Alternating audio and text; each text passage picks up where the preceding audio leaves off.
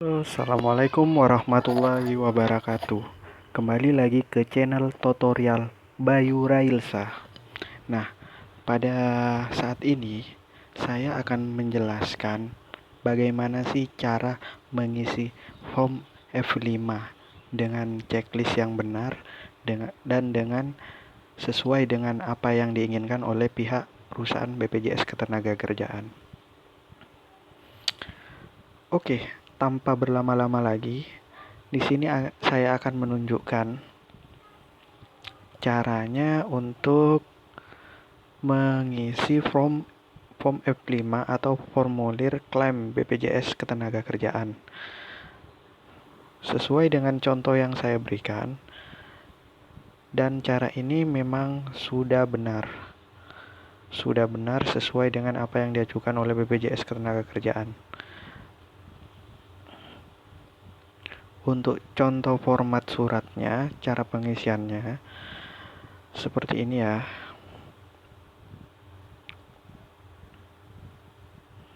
Nah, ini adalah format surat yang saya kirim kemarin, berkas yang saya kirim dengan format seperti ini, guys. Oke. Nah, yang pertama ini form F5 dan checklist. Nah, untuk cara mengisi checklist yang benar, ini formatnya seperti ini. Sebentar ya.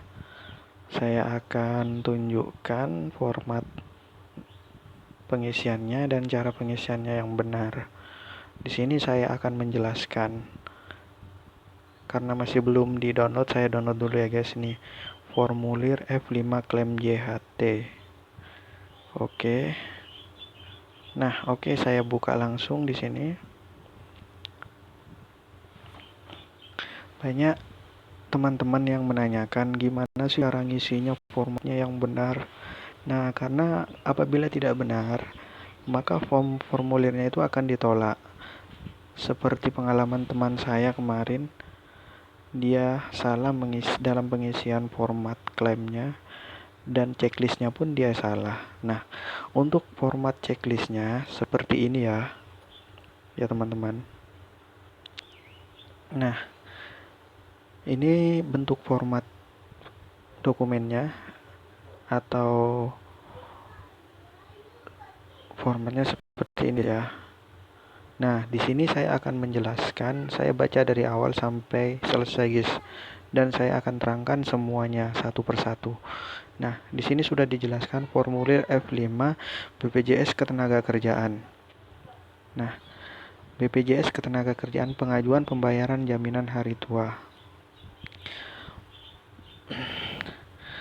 Yang pertama di sub judul A, yaitu yang bertanda tangan di bawah ini satu nama.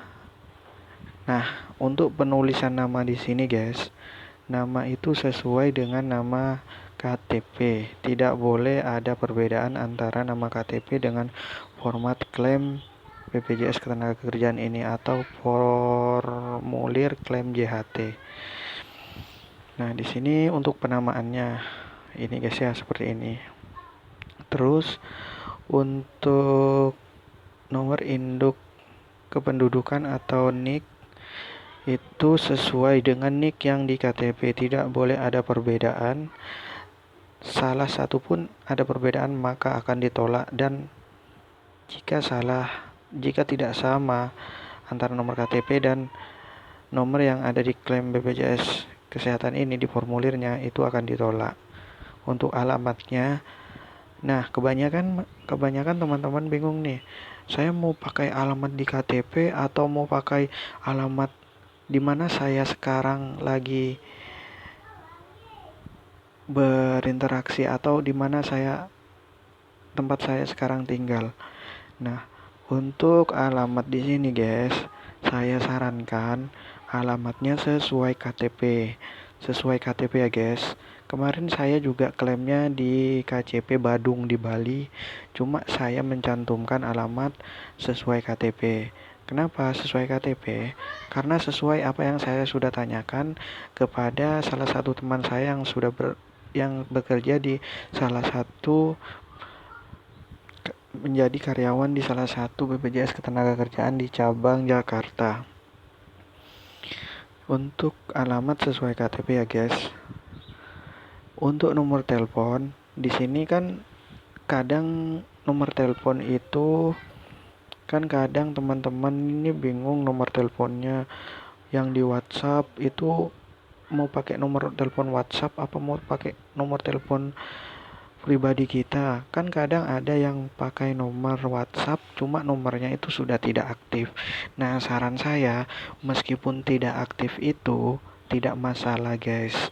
Yang penting di formulir JHT ini kita kita akan menaruhkan poin-poin kita, poin-poin apa yang kita tidak mengerti nanti ditulis di deskripsinya atau di penulisan emailnya. Kita mencantumkan bahwa nomor yang kita pakai di klaim JHT itu ada nomor WhatsApp kita. Nah, untuk nomor realnya juga itu kita cantumkan di isian email kita di form penjelasan formulir emailnya. Nanti saya tunjukkan ya guys. Nah, nomor teleponnya ini nomor telepon WA. Saran saya, jika memang telepon WA, tolong berikan di sini tanda kurung atau buka kurung atau kasih nama WA aktif seperti ini guys. Ini WA aktif di sini. Nih contohnya saya kasih dalam kurung WA aktif tutup kurung. Nah, setelah itu kita dimintai poin 5 ini nomor 5 data bekerja. Untuk data bekerja, yang dimaksud data bekerja di sini adalah data diri kita, di mana kita setelah bekerja di perusahaan tersebut. Untuk data bekerja ini adalah data pribadi kita atau sama seperti yang di awal ini, yang di poin A ini. Nah, sama ini guys ya. Untuk NIK-nya juga sama sesuai dengan nomor KTP, tidak boleh ada perbedaan. Nah, di sini ada ini nomor peserta. Di poin A itu nama, di poin B itu NIK, di poin C itu nomor peserta. Nah, yang di C ini nomor peserta, kebanyakan teman-teman ini bingung nomor pesertanya itu mau dikasih nomor peserta sesuai BPJS Ketenagakerjaan apa sesuai nomor peserta antrian. Nah, banyak kan bingung. Nah, ini nomor peserta ini dikasih nomor BPJS Ketenagakerjaan kita yang 11 angka itu. Bukan nomor antrian ya guys. Nomor antrian tidak dicantumkan di formulir ini karena nomor antrian itu sudah secara otomatis kita dapatkan di waktu kita mendaftarkan antrian online BPJS Ketenagakerjaan. Itu tidak ada kaitannya dengan nomor peserta di formulir klaim BPJS Ketenagakerjaan atau formulir JHT. Untuk tempat tanggal lahir itu sesuai KTP ya guys. Nah, di sini sesuai KTP guys. Contoh saya Sumenep, 0807 1996. Seperti itu guys. Nah, riwayat pekerjaan tidak usah diisi guys ya untuk riwayat pekerjaan ini. Untuk nama ibu kandung sesuai dengan nama di KK guys ya. Tidak boleh ada perbedaan. Pokoknya tidak ada perbedaan dengan yang di KK. Kita tidak boleh berbeda nama ibu kandungnya itu dengan yang di KK. Misalkan di sini Usama, yang di KK itu harus Usama juga. Itu. Contohnya di sini seperti ini guys. Tidak boleh ada penambahan misalkan S-nya 2 itu atau A-nya 2 atau M-nya 2 itu tidak boleh guys. Tidak boleh ada perbedaan huruf. Harus sama sesuai di KK ya. Nanti soalnya dicek itu secara otomatis. Nah, untuk di sini ada diisi permohonan adalah pekerja penerima upah. Nah, untuk di dalam kurung ini, di dalam tabel ini kita isi tahun berapa kita masuk. Tahunnya itu sesuai di Paklering guys ya, tidak boleh sama dengan Paklering. Karena jika Jika berbeda dengan Pak Clearing maka akan ditolak. Itu secara otomatis bakal ditolak. Jika jika kita memasukkan tahun yang berbeda dengan Pak Clearing. Nah, di sini tahun keluar saya 2018, tahun masuknya 2017. Sesuai dengan Pak Clearing ya. Ini nama pemberi kerjanya. Nama pemberi kerja itu bukan nama perorangan guys ya, tapi ini nama perusahaan. Nah, di sini nama perusahaan kita. Yang tempat di mana kita bekerja dulu. Di sini kasih nama perusahaan PT, misalkan PT apa di sini kebetulan saya PT Circle K Indonesia Utama. Di sini PT saya kemarin bekerja. Nah, untuk alamat pemberi kerja. Alamat pemberi kerja itu bukan di alamat tempat kita bekerja, tapi di alamat di mana kantor kita. Alamat kantor kita ya guys, misalkan kita bekerja sebagai karyawan. Dulu saya kan sebagai karyawan, cuma di bagian toko saya kan bukan alamatnya bukan ini. Nah, usahakan kalian itu mencantumkan alamatnya itu sesuai di Pak Clearing. Biasanya di Pak Clearing itu ada di sana dicantumkan jalan dan nomor telepon. Kita mengikuti di Pak Clearing saja untuk alamat pemberi kerjanya. Ya guys, jangan lupa ikuti di Pak Clearing, tidak boleh beda. Karena jika beda akan ada kecurigaan atau bisa ditindaklanjuti atau gagal dia disuruh antrian lagi.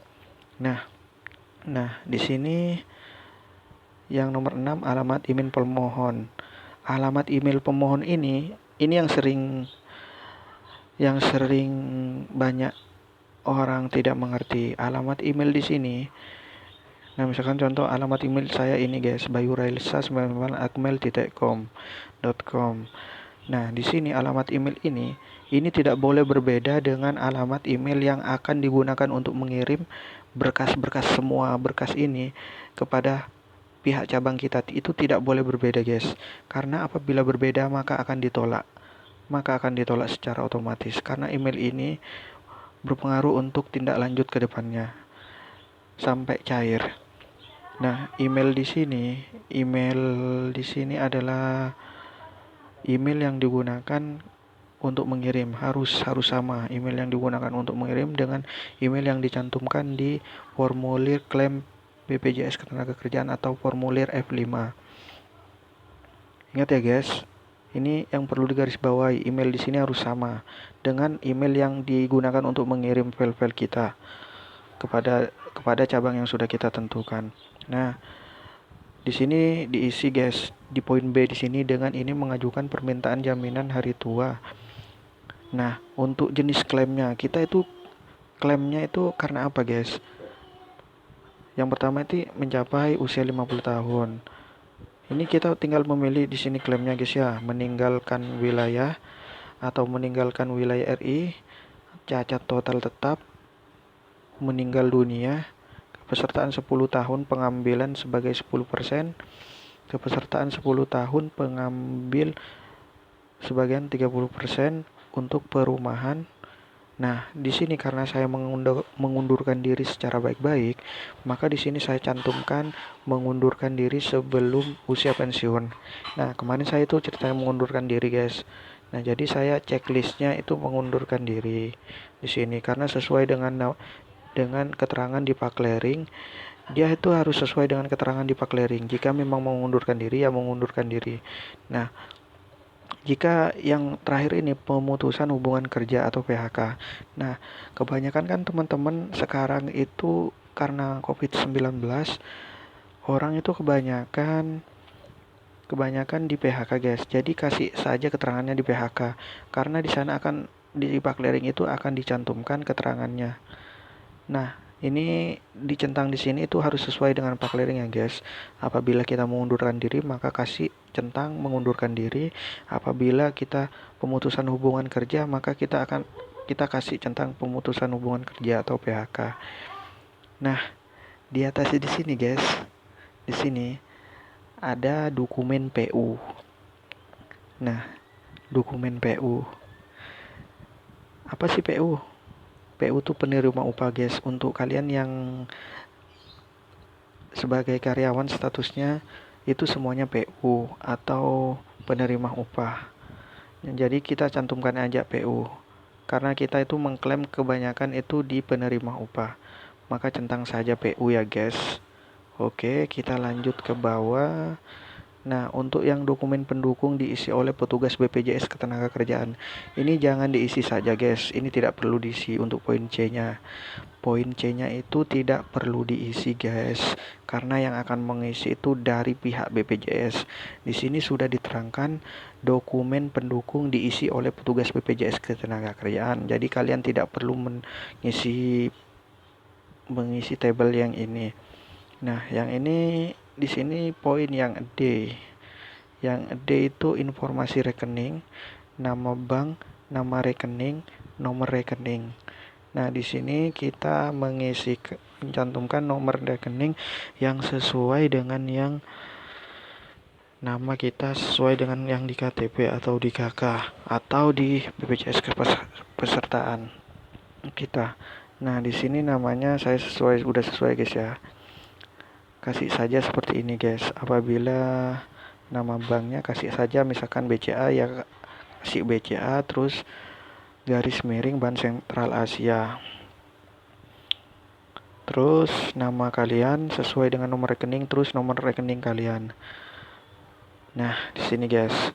Nah, setelah itu langkah yang terakhir itu adalah kita wajib menandatangani ini dengan tanggalnya itu dimana kita saat mengisi formulir klaim ini guys.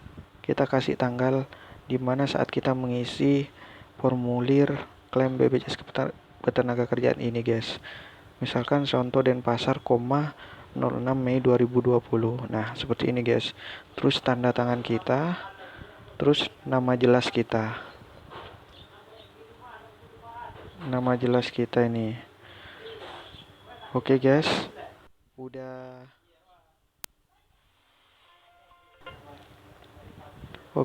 Udah paham ya guys.